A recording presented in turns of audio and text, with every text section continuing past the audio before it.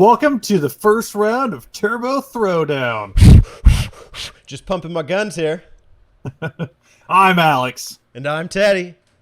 And today we are starting a new series called Turbo Throwdown, Whoop, whoop. where two games go up against each other, and we see who comes out on top. The winner moves further up the brackets. Oh, yes, it's about to get feisty. Are you ready to throw down? I sure am.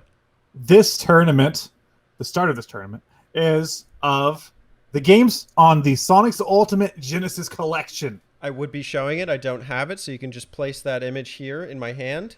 Genesis Collection. Teddy owns it. He doesn't have it in his hand. So the first thing I ordered for my PS3. Look at you. Look at me. Is it really Sonic's Ultimate Collection? Yes. Is it Sonic's Ultimate Collection? It's more like Alex and Teddy's Ultimate Collection. Sonic's. We're borrowing it from Sonic, apparently. Yeah. It's on loan.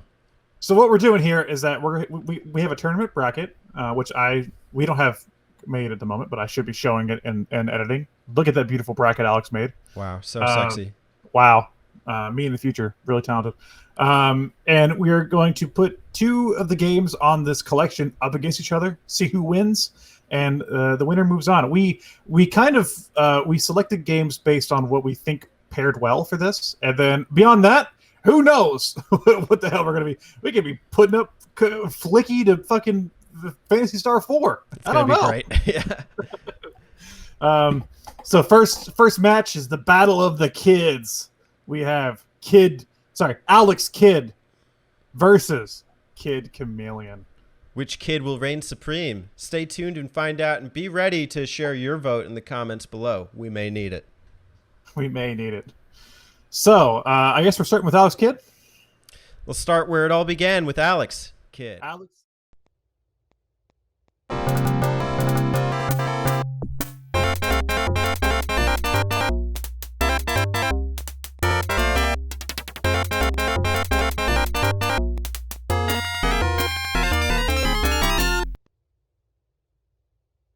Alex Kidd and the Enchanted Castle, a game from 1989, man. It was a Sega Genesis launch title.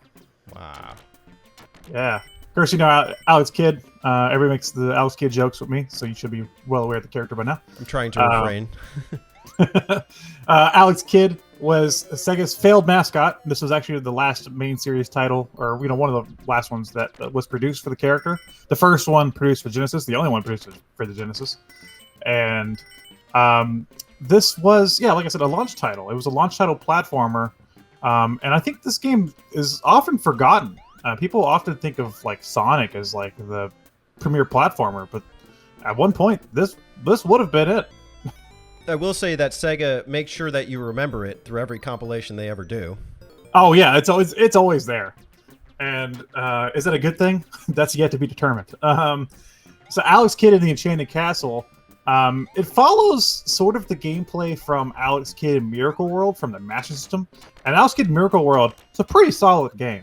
That game is fairly fun. So obviously the Enchanted Castle being a 16-bit upgrade, following the same gameplay format, this game should be a slam dunk, and I'm not too sure if it is. The game, it has the same sort of feel as Miracle World, where there's like rock, paper, scissors mechanics. You punch things, you collect money, you get to the end of the stage, you eat the onigiri, you move on. Some changes is that there's no longer just an item shop where you buy stuff at the beginning of stages. There are now rock, paper, scissors games where you have to win the items, and I think that was a dumb choice. Why? Why did you change it? Let's base everything on chance. Yeah, Everything. exactly. Yeah, exactly. I understood like the bosses, and those were kind of annoying in Miracle World, but you can get past them, as every once in a while. Now it's like if you want to buy any of the essential items, like the vehicles, the power-ups, you're going to have to play rock, paper, scissors, and that could be a bit abrasive. No offense to people with freckles, but Alex looks like your standard freckled kid in middle school. Dude, he's a fucking doofus on this box cover, From the freaking 50s or something. Straight out of mom packing lunch. I think the game also doesn't do a good job explaining the gameplay. When you start out, a car is coming directly for you. and it's kind of it's pretty easy to die by that. But I think if you're familiar with the first game with Miracle World, there is something here to enjoy. There are some fun levels, some interesting locations. Alex does feel a bit more slippery, but they have added stuff like he can now crawl and punch, which is nice to get between, to get in very small confined spaces. They add a sense of verticality to some levels that the original didn't have. That's pretty cool.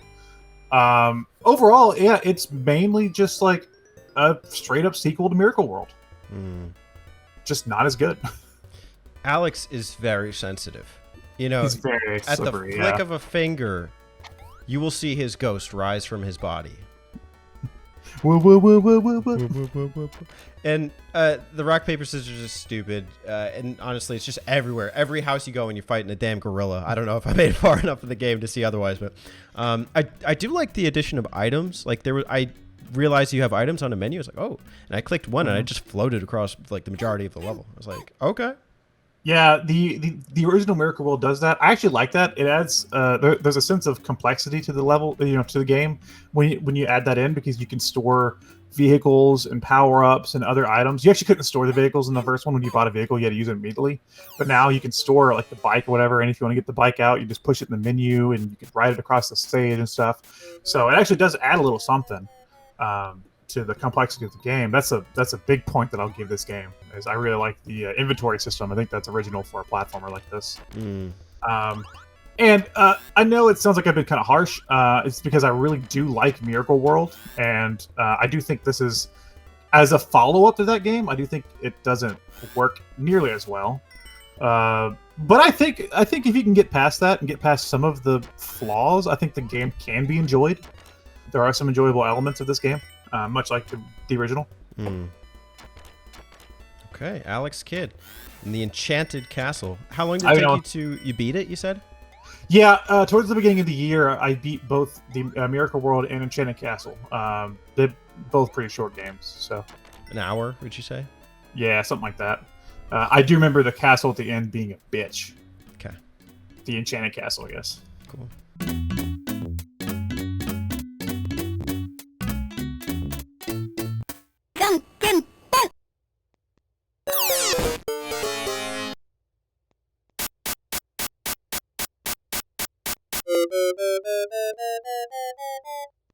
That was the first contender, Alex Kidd. What's in the other corner, Teddy? Well, this is, in fact, a battle of the kids, and this kid stands out. He's one of a kind. He's one in his only entry in his series, a one-hit wonder, if you will. He is, in fact, the coolest, the kid, Chameleon.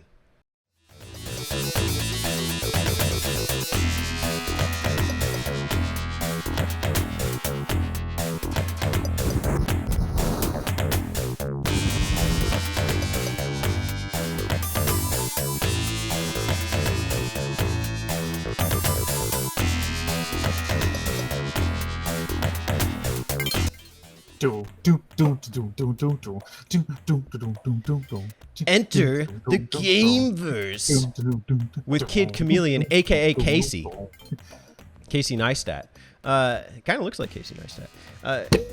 He is your average arcade gamer. This game was released in 1992, and he goes to the arcade, and unfortunately, everybody's getting sucked into the arcade, and they die to the boss, but you don't, because you're the ultimate gamer. And I like the concept is very 90s, very retro, and I think kind of overused, to be honest, in the sci-fi genre, but it's still cool. I really like the style of the character. He's kind of like your misfit, grungy, slick, greaser kind of guy. He's got like the leather jacket on. And the premise of the game is, I would call this like short burst platforming action segments, where each stage takes you about like maybe a minute or two. You got a timer running down, but you get these sick power-ups that enable you to really take advantage of the level. They include the following titles, and I'll talk about a couple of them: Berserker, Cyclone, Cyclops, Iron Knight, Juggernaut, Maniacs, Micromax, and Red Stealth, and Sky Cutter. And some of these abilities include things like a samurai helmet, where you get to like swing at enemies with your sword or swing down and destroy blocks.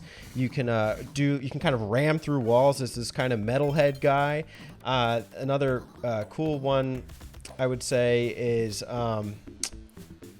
oh gosh, I don't know. I'm not remembering the other ones really, but I know there was like a tank. You can do like a tank. yeah, there was like a Freddy that threw axes. Freddy's sick. Yeah. That one's I love using that. You can climb on the walls if you're the knight. You have like the knight helmet. There's a tornado dude that can spin around real quick. He flies through the air. A lot of cool ones, and they really like you get options throughout the stages as you get into the later ones about which ones you want to use. I do want to make a footnote. This game is damn long. It's averaged at around 4.5 hours in how long to beat. And there's 103 freaking levels, man. And you know what? If you're buying this for the original Genesis, there was no save system. There was no password system. So you would have had a hell of a time trying to beat this. The one way it is forgiving, though, is that you can earn a lot of continues. There are one-ups. You can get a lot of lives. And I think that the platforming is mostly manageable, but it gets really freaking challenging. There was one stage, maybe 10 stages in, where I'm dodging freaking, you know, Indiana Jones and like the Lost Temple like spike wall chasing after me, and like you have to like jump up and hit like. That's where I died because I played this recently. That's the farthest I've ever made it. It's a sick level. I really enjoyed it, and you know that's only like 10% into the game. Just imagine what else the game has to throw at you. There's a lot of great challenges. I enjoyed playing it, especially with the save state feature in the PlayStation 3. There's a lot to enjoy, and I think it's smooth and it's fun and it's got a great sense of style. Yeah, I played this game as a kid. I had Sega Genesis Plug and Play, and this was one of the 6 games included. And I spent a lot of time, but I did not get very far because this game is brutal. I would compare it to maybe something like Mario, because you are running big blocks, you know, getting power-ups, but it is way harder than any Mario game you're going to play. The first time I heard about this game was from Dave over at the original Game Room. Suckers! He also has a channel, Retro Gaming Rewind. He hasn't done content in a while. But he used to say he really liked Kid Chameleon. It was a nostalgic game for him. And I don't really hear a lot of people talk about it, especially like, I don't know if we have a big Genesis community here, but it's a really cool game, as, you know, implied by the character. And, you know, this would be one of those games where I would be okay not beating it, you know, not playing to the end, because just even the experience of playing the first few levels, and I probably got about like an hour in, maybe 15 to 20 levels.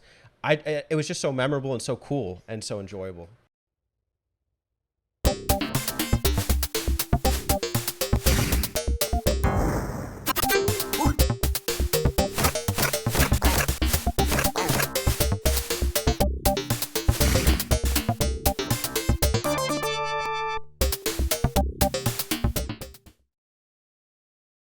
And this came out in '92, so at this point, Sonic was around.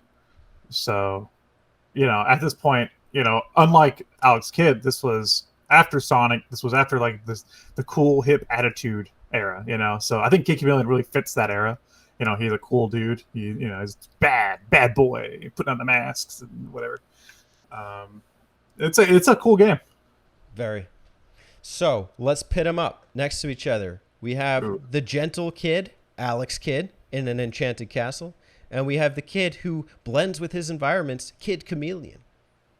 So maybe you want to talk pros and cons for each? Sure. Okay, so Alex Kidd, pros. It's a pretty manageable game to beat. You can get through it in maybe an hour or so. The graphics do look pretty good for a launch title. Just, you know, pretty cheery game. I like some of the power-ups. They're really fun. I like some of the neat level design. There's like levels where you can like burrow under the ground, and there's like another pathway underground and stuff. Kind of neat. And I don't know. It feels like a bubbly classic game. What are your pros? Pros for Kid Chameleon. First off, very cool visual style. I love the looks. I love the power-ups, the upgrades, and the platforming. It's hard, and it keeps you on your toes and keeps you wanting to keep going. It's got a classic Genesis twang you know, to the music. I love that. That's kind of a throwback for us in this throwdown. And, you know, the Casey, he's not to be messed with. You know, he really does throw it down even in the game. And you have some options in how you play, like with what kind of power-ups you get. So very versatile experience. Cons for Alex Kidd. Oof. This Alex is very slippery in this version. Alex has to play rock, paper, scissors to buy items in this version. Some of the level design can be a little bit unfair. You know, one-hit kills. Whoop, whoop, whoop, whoop, whoop. And overall, I think it's just less polished than what came before it. Mm. I do think that in KIDD Chameleon, as far as cons go, first off, the lack of the password save system makes the original cart very hard to beat. And also there are some cheap deaths. And, you know, I could think of one where it was like this lava level and you have to like jump on these rising and falling platforms. And as you go to do it, this is like a Mario thing. There's a hidden block right there and you hit it and you just fall right into the lava. And so I spent a couple times trying to do that level. And then like the needles, those can drive you crazy too. But I still think it's fair because you have a health bar. Every time you get the upgrades, they give you a couple extra hit points. Casey, even in his standard form, has 2 health. And I think the game still accommodates you. So let's duke it out. I think in terms of KIDD Chameleon, I honestly think one of the things that would have helped me, one thing that I think Alex Kidd does better than KIDD Chameleon is the inventory system. I wish KIDD Chameleon would let you save the masks and, you know, use them whatever, because they're kind of situational. There's points where I was playing KIDD Chameleon and I would accidentally grab another mask that I didn't need. And whoops, I lost the other mask I needed, you know? And it'd be nice if I could just kind of store them and bring them out when needed, kind of like Alex Kidd can do his items. But isn't that like kind of a standard in 2D platforming where you get an upgrade and you replace the other one? Yeah, but it's not as like the upgrades in Mario. I don't think are as situational as some of the ones that I'm in KIDD Chameleon, where the power ups are so vastly different, like the tornado or the the axe or whatever, or the tank. You know, in Mario, it's more like you just get an extra fireball, or you just get a little cape. That's true, but KIDD Chameleon does offer you multiple ways to clear a level and some hidden levels. In fact, a majority of them, because of the 103 levels, I'd say about half of them are in the main course. As far as Alex Kidd, what would have helped me was a life bar, getting more than one hit, and especially you get the onigiri, so why not just make it so that you can build on your health? Yeah, it's true. Like Alex Kidd games are pretty brutal in that way. And screw rock, paper, scissors as a gameplay mechanic. But I do think that in some sense, fuck the rock, paper, scissors. They go way too overboard in this game with that. But I do think in some sense that the game, I do sort of like, because it is short, so I do sort of like the more arcadey nature. But I do understand the hit points. They could have added more hit points. Oof. This is a battle for the gauges. The kid versus which kid wins? Swingle the kids. Which kid will become captain? Captain Kidd. No. The puns you'll never escape. Anything else you want to compare the two? I'm ready to vote. I'm ready to vote too. All right. You want to 3, 2, 1? Yep. 3. Okay, ready? 3, 2, 1. KIDD Chameleon. Hey, that was easy. Yeah. This is KIDD Chameleon wins this round. Look, Alex Kidd and Enchanted Castle. I have some nostalgia for Alex Kidd now, and I like Miracle World a lot, and I see what they were trying to do with this game, but they didn't make the step forward they should have made for the series. This feels like they kind of did a remaster of a Master System game, and they didn't make a full Genesis title. KIDD Chameleon's great. I played the game when I was a kid. I had a great time with it. I've never beat it because it's hella hard and long, but it's a game. It's at some point I want to use a save system and I want to clear it. Right. Yeah. I mean, all due respect to Alex Kidd, it's just that's not the renowned one in that series. I do appreciate it for continuing the series and for trying to maintain the efforts, but at the end of the day, he is the failed mascot. KIDD Chameleon's almost like kind of the gem of the collection in a sense. And I think it has a really signature style that holds up well, whereas Enchanted Castle feels cheap. And we don't like that. We don't like KIDD Chameleon moves on. He won the throwdown. Alex Kidd, sorry, you're thrown out. Sorry. Just like his career. Yeah. I mean, he did get a remake. I mean, has Kid Chameleon got a remake? No. I wish. But there's potential. Yeah, there's potential. But cool, man. Well, that was the first episode. Of the Turbo Throwdown. What's coming up next? Next on the plate, let's take a look. In the Sega matchup, I took it out. Oh, we have Shinobi 3. Ooh. AKA Versus. The best one. The best one. Another kind of action-oriented title, Beyond Oasis. The Great Beyond. That's gonna be a good episode. Yep, stay tuned for that. Also, let us know what you thought of our votes. Do you agree? Do you disagree? Where do you stand? Terry, are you beginning to appreciate Sega? Thanks for watching. Terry's going to be a Sega fan by the end of this bracket. He'll be all versed in the Sega Ultimate Collection. Sonic.